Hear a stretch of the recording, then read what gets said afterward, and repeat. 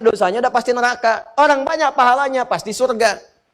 Orang setengah-setengah, ini 50, ini 50, tempatnya A'raf. Di tempat antara neraka dan surga. Al-A'raf namanya. Makanya turun surah ke-7 Al-A'raf. Rahasianya di ayat ke-45 sampai 46. Dia nunggu di situ sampai selesai hisab. Baru setelah selesai hisab dimasukin ke surga. Hisab itu kalau berlangsung sehari saja, nunggunya sampai 1000 tahun. Itu tuh. Sedangkan Anda nggak ada yang nggak ngacung tadi. Semuanya pengen ke surga, bekalnya Firdaus. Kita sepakat ke surga itu bekalnya pahala. Awas, dosanya tipis. Kalau bisa nggak ada. Sekarang saya tanya pada Anda, siapa yang dosanya tipis? Angkat tangan. Ayo. Ayo, saya pulang. Siapa yang nggak punya dosa? Angkat tangan. Ayo. Ayo. Siapa yang sedikit? Yang banyak? Yang banyak sekali. Tuh, kan? Pengen ke surga, dosa banyak. Gimana? Ketawa lagi. Enggak, saya pengen merenung coba renungkan. Karena kita memilih atau tidak pasti wafat. Pasti wafat. Dan itu pasti niscaya. Ada beberapa kejadian yang sangat luar biasa beberapa hari ini. Saya dapat telepon dari ibu, kita ngobrol. Kasih tahu, nak kemarin ibu fulana yang punya majlis ta'lim itu Masya Allah katanya. Beliau punya anak kan, jadi begitu kemudian sedang mengaji, beliau di sampingnya sambil istirahat dengar anak yang ngaji. Ya, kemudian ketika mengaji itu kata beliau, enggak dibaca panjang, nah bacanya pendek biasa aja. Begitu dibaca pendek, ngaji lagi, suara ibunya sudah enggak ada. Tiba-tiba dilihat sudah meninggal, senyum begini. Demi Allah, tidak ada suara nafas tersendat, tidak ada apapun, enggak ada sesak, enggak ada apa-apa. Tiba-tiba senyum meninggal. Dalam keadaan masih bisa membetulkan anaknya dalam keadaan mengaji itu. Luar biasa. Dan banyak orang yang wafatnya mulia gitu. Pertanyaannya kan kita tidak tahu kapan kita pulang. Suatu saat kita pasti akan pulang. Pertanyaan saya, duhai teman-teman yang pengen ke surga, ketika pulang nanti bakalnya siap belum? Nah kan rumusnya begini tadi sudah paham. Kalau banyak pahala pasti ke surga. Banyak dosa ini terancam neraka. Sedangkan Anda sendiri tidak sanggup mengatakan dosanya sedikit. Anda tidak mampu mengangkat tangan Anda bahwa dosa Anda tipis. Itu kan bahasa hati sebetulnya. Coba itu bukan main-main. Anda bisa mengatakan pengen ke surga, itu keinginan. Tapi kan hati Anda mengatakan, cukup nggak bekal saya? Coba merenung malam-malam, pulang dari pengajian. Merenung coba di jalan. Saya tuh ke surga nggak sebetulnya? Ya, dalam kalimat ke surga itu sebetulnya, Anda bisa tanyakan, dosa saya ini berapa banyak gitu. Kan yang tahu sendiri Anda juga. Anda yang tahu berapa banyak Anda bermaksiat. Anda yang tahu berapa banyak mata dipakai berbuat yang salah, sampai ke ujung kaki. Dan Anda pengen ke surga. Maka kita butuh sesuatu untuk menggugurkan dosa itu. Kita butuh sesuatu. Dan Allah turunkan itu, dikasih kesempatan. Nih, saya kasih kesempatan, bulan ini istighfar ya, saya lipat gandakan.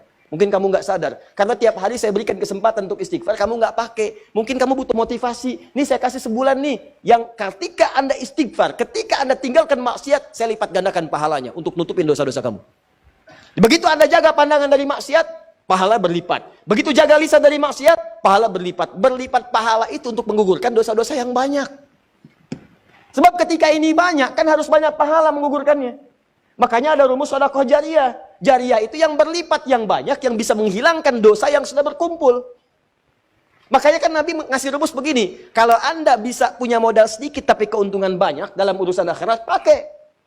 Anda punya uang 50.000, Anda pengen sedekah. Anda lihat orang butuh makanan, Anda kasih. Ya, dia pakai kemudian itu untuk beli makan. Makan. Energinya kumpul. Begitu energi kumpul, dia sholat, dia baca Quran. Anda dapat bagian dari pahala itu. Begitu energi habislah kemudian pahala Anda di situ. Anda berikan 50.000 itu, kemudian belikan mushaf. Hadiahkan kepada penghafal Quran. Dia baca itu dari mushaf yang telah Anda berikan. Maka semua pahala setiap huruf yang mengalir bagi Anda. Dia jadi penghafal Quran, mushafnya masih ada. Dipakai yang lain, pahala lagi buat Anda. Yang tadi telah hafal Quran, dia mengajar lagi. Punya 10 murid, pahala dari 10 murid itu untuk Anda. Mushafnya sudah usang misalnya, dibakar sudah kemudian, habis seluruhnya, tapi muridnya masih ada, pahala untuk Anda. Modalnya 50.000 nggak berhenti. Tapi berapa dosa yang sudah dikumpulkan? Nah itu pahala tadi, nutupin dosa-dosa tadi. Tutup. Allah kasih waktu khusus. Kata Allah, nih saya hidupkan, kamu belum sampai ajalnya, saya kasih waktunya nih, untuk kamu tutupi semua maksiat itu, supaya pahalanya berlipat. Begitu pahala berlipat, dosa dihapuskan. Jadi kalau Allah sudah sampaikan Anda ke bulan Rajab, Anda belum evaluasi juga, Anda butuh berapa waktu lagi untuk bisa mengevaluasi diri? Kurang cinta apa sih Allah sama kita? Makanya ketika Nabi minta Umar mengatakan, "Hei Umar, siapa yang paling kamu cintai? Keluarga saya, bapak saya, ibu saya." baru ditempatkan Allah dan Rasulnya. Ya, saya belum mendengar. Ulangi lagi, ulangi lagi, ulangi lagi. Sampai Umar mengatakan tidak ada yang paling saya cintai kecuali Allah dan Rasulnya, baru keluarganya. Kata Nabi, ini yang dikatakan oleh Nabi SAW bima makna. Teman-teman sekalian, la yatimmu ahadukum. Atau dalam riwayat lain, tidak sempurna keimanan seseorang.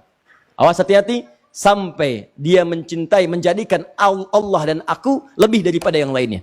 Sampai dia lebih menjadikan Allah dan aku lebih daripada yang lainnya. Dicinta Allah itu lebih pada yang lain. Apa tandanya? Amal soleh. Begitu Anda sedang bekerja, Allahu Akbar, Allahu Akbar. Kalau Anda cinta Allah, betul. Tinggalkan apa yang Anda kerjakan. Kerjakan dulu perintah Allah. Kecuali pada aspek-aspek yang darurat sifatnya. Yang Allah perkenankan. Dokter sedang tindakan, sedang operasi. Baru dibuka perutnya, jantung kelihatan. Allahu Akbar, Allahu Akbar. Maaf ya, panggilan Allah sudah tiba. Wah, begitu balik lagi kacau gitu kan keadaan. Nah, itu boleh istisna namanya. Nah, saya pengen katakan, ada peluang di bulan Rajab ini untuk mengevaluasi diri. Pahalanya banyak, jangan berbuat zalim. Sebaliknya, ada orang dikasih kesempatan, tinggalkan maksiat, saya gandakan. Malah bermaksiat. Seakan-akan nantangin Allah.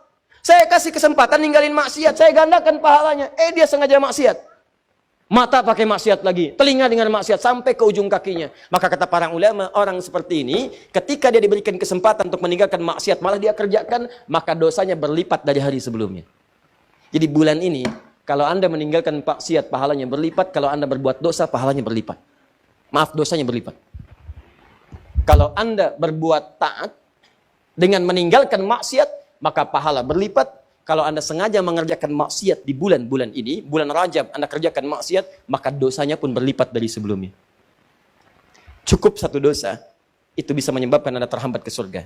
Sekarang dosanya berlipat, Anda masih kerjakan juga, dan Anda pengen ke surga. Allahu Akbar. Mana